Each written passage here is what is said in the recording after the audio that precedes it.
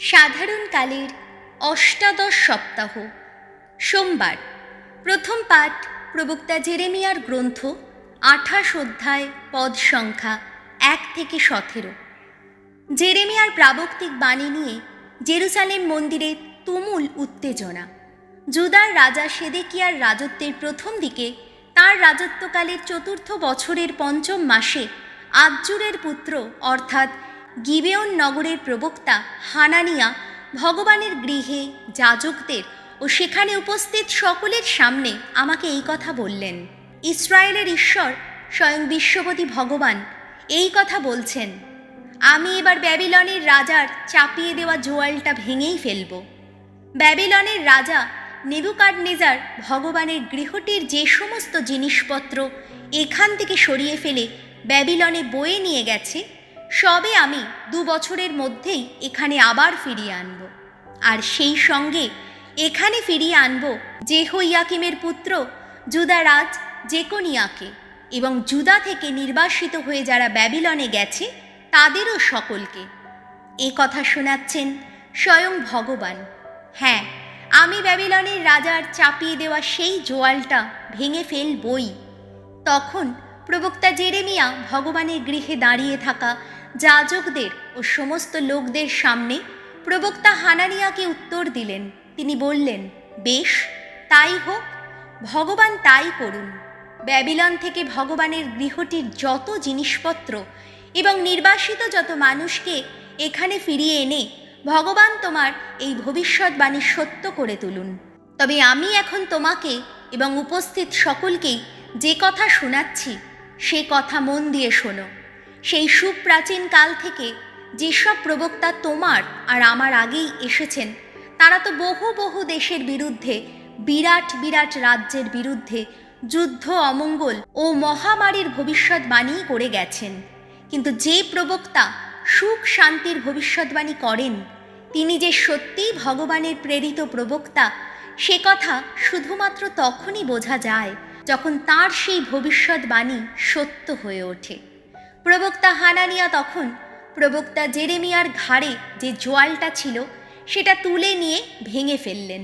তারপর তিনি সমস্ত লোকদের সামনে বলে উঠলেন, স্বয়ং ভগবান এই কথা বলছেন, আমি এমনি করেই 2 বছরের মধ্যে সকল জাতির ঘাড় থেকে ব্যাবিলনের রাজা নেবুকাদনেজারের চাপিয়ে দেওয়া জোয়ালটা তুলে নিয়ে ভেঙেই ফেলব। তখন প্রবক্তা জেরেমিয়া সেখান থেকে চলে গেলেন। প্রবক্তা জেরেমিয়ার ঘাড়ে যে জোয়ালটা ছিল, প্রবক্তা হানানিয়া তা তুলে নিয়ে ভেঙে ফেলার পর জেরেমিয়ার প্রতি উচ্চারিত হলো ভগবানের এই বাণী, তুমি হানানিয়াকে গিয়ে বলো, স্বয়ং ভগবান এই কথা বলছেন, তুমি কাঠের জোয়াল ভেঙেছ বটে, কিন্তু তার বদলে তুমি গড়ে তুলবে লোহারি জোয়াল। ইসরায়েলের ঈশ্বর স্বয়ং বিশ্বপতি ভগবান তো এই কথা বলছেন, আমি এখন ওই সব জাতির ঘাড়ে চাপিয়ে দেব একটা লোহার জোয়াল, যাতে তারা ব্যাবিলনের রাজা নেবুকাদনেজারের দাসত্ব করে। হ্যাঁ, তারা তার দাসত্ব করবেই, এমনকি যত বন্য পশুকেও তার হাতেই তুলে দেব আমি।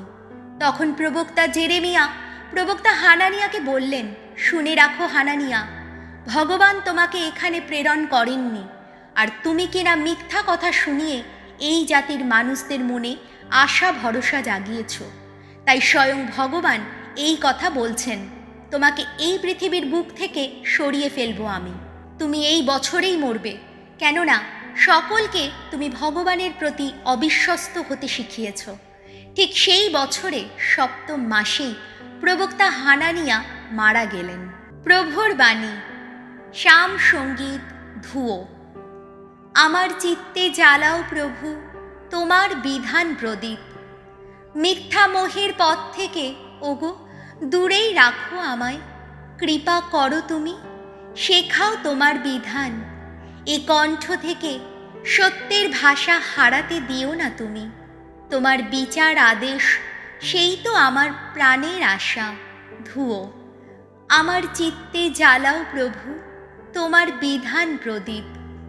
ভগবত ভীরু যারা, তোমার প্রতিটি নির্দেশ জানে যারা, আমার কাছে আবার ফিরে আসুক তারা।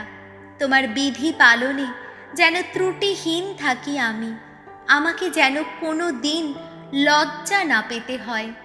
ধুয়ো, আমার চিত্তে জ্বালাও প্রভু তোমার বিধান প্রদীপ।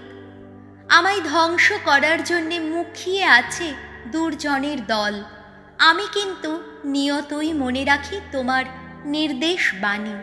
তুমি নিজেই যে আমার দীক্ষা গুরু, তাই তোমার বিচার নীতির পথ ছেড়ে সরে যাই না আমি। ধুয়ো, আমার চিত্তে জ্বালাও প্রভু তোমার বিধান প্রদীপ। বাণী বন্দনা। জয় জয় প্রভুর জয়। মানুষ কেবল রুটি খেয়েই পারে নাকো বাঁচতে, প্রভুর উক্তি পাথেয় করে পারে বেঁচে থাকতে। জয় জয় প্রভুর জয়।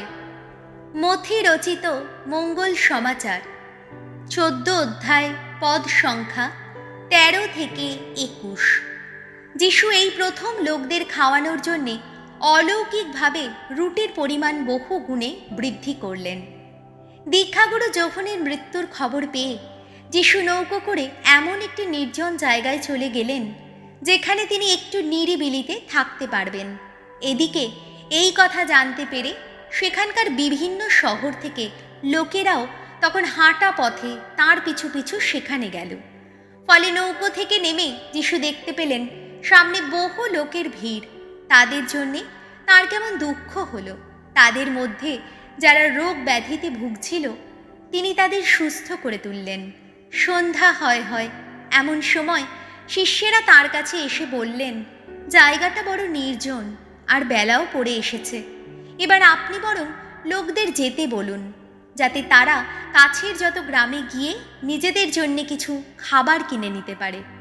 যিশু উত্তর দিলেন, না, ওদের কোথাও যেতে হবে না, তোমরা নিজেরাই বরং ওদের খেতে দাও। তারা তখন বললেন, কিন্তু 5খানা রুটি আর 2টি মাছ ছাড়া এখানে আমাদের কাছে তো আর কিছুই নেই। যিশু বললেন, ওগুলোই আমার কাছে নিয়ে এসো তো।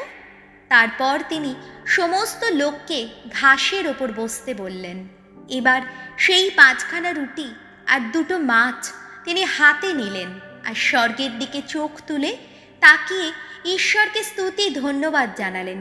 তারপর রুটি কখানা ছিঁড়ে টুকরো টুকরো করে তিনি শিষ্যদের হাতে তুলে দিলেন, আর শিষ্যেরা তখন ওই টুকরোগুলো লোকদের হাতে দিতে লাগলেন। তারা সকলে খেলো, পেট ভরেই খেলো। তারপর যতগুলো টুকরো পড়ে রইল শিষ্যেরা তা কুড়িয়ে নিলেন, তাতে 12টি ঝুড়ি ভরে গেল। সেদিন যারা খেয়েছিল স্ত্রীলোক আর বাচ্চা ছেলে মেয়ে ছাড়া তাদের সংখ্যা ছিল 5000-এর মতো। প্রভু যিশুর মঙ্গল সমাচার।